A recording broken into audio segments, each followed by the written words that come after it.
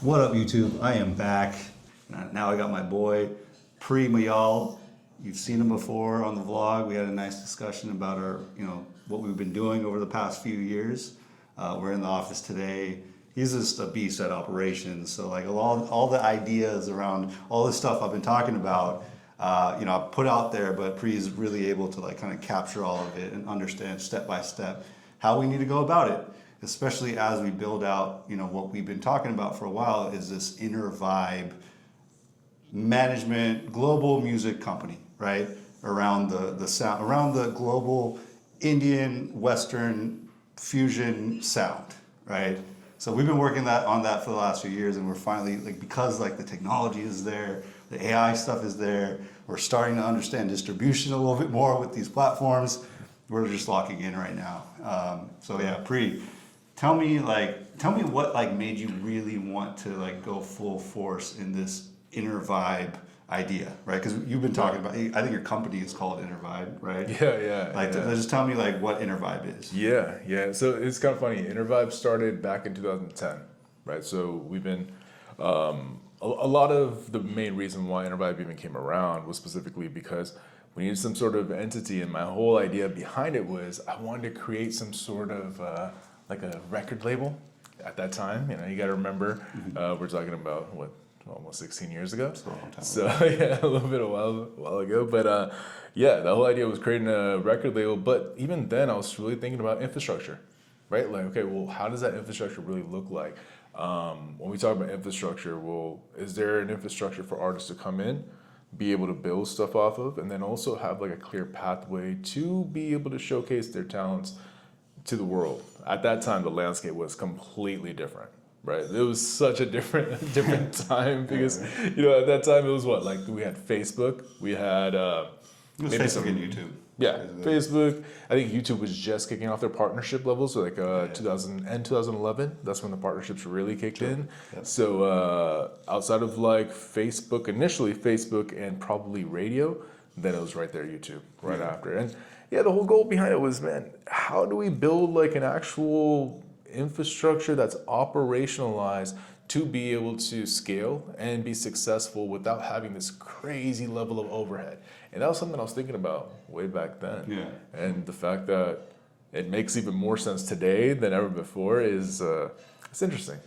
Well, now we have the ability to actually go make these things happen without too much overhead, right? So we just sat here, we whiteboarded the whole thing out. Like I said, a lot of the ideas, I'm brute forcing it. I'm just pushing shit out there. I'm working with a ton of artists, but for this Inner Vibe, idea, it's we really want to create the next global label engine, right? Or the real label or brand around the music, right? Whether that's a label or management, it's just a music company, right?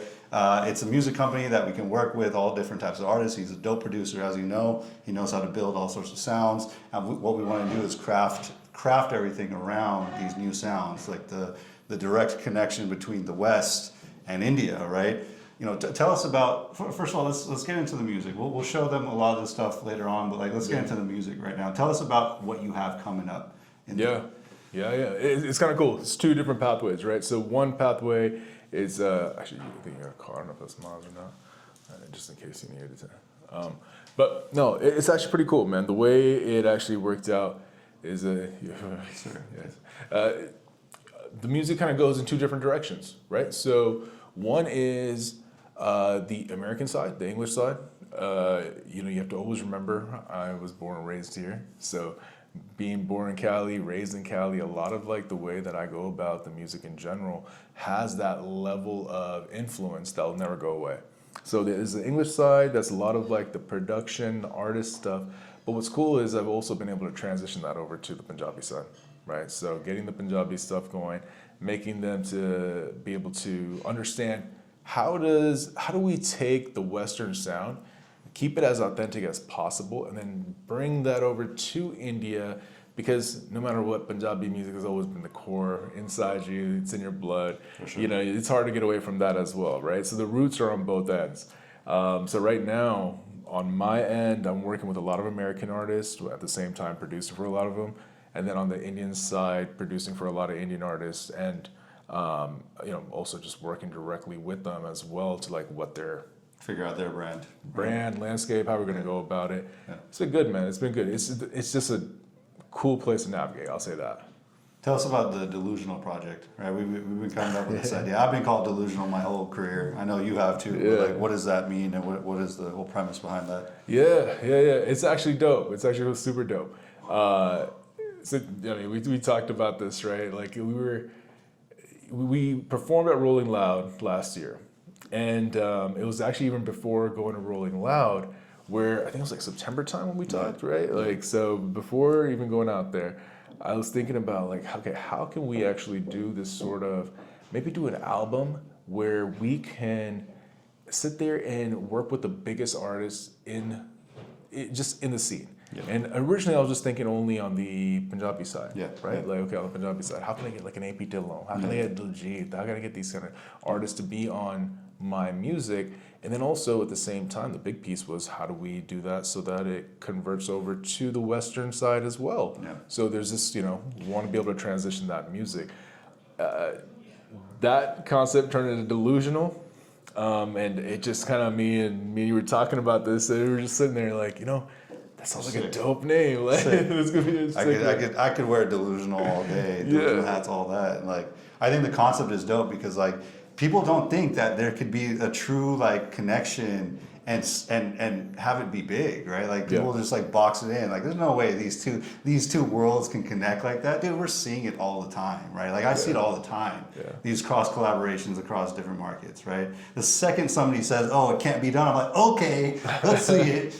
Let's talk to Pree and let's fucking figure it out." Yeah. So I think it's a great idea, bro, because like it's you are that, we are that. We come from both sides. We come from both cultures. Yeah. There's enough people in the diaspora. There's enough people that are down with the Punjabi shit in the West right now, right? Like showing the cool, like because all this is just like, all that culture is dance, bro. Dance and singing and fun. You know what I mean? Like it doesn't get much better. Like I haven't seen too many music cultures that like have that level of engagement and interest and like and vibe, right? So like we're working with Zuffer, right? Zuffer's a good a good collaborator because he's got that Punjabi sound. He writes for the biggest, right? So we're that kind of gave you a good place to like start the ideation, right? What do you like in terms of the Delusional project? What's your goal with that? Yeah, man. Ideally, what I want to be able to do is get these. I've been in the music industry now for professionally since the age of 17. So you look at it like, over 18, 19 years now. And the big thing for me is like, okay, well, how do we? And this kind of goes back to the delusionality of this vision at times. But it's really like, okay, how can we get? I could produce for artists that I think are on the top levels on the West. Top levels on the East, and bring them together and create a project that's cohesive. Ideally, I would love to have them on these West Coast sort of bangers, some of the Atlanta trap, some of the boom bap stuff that we talk about from the East Coast side as well.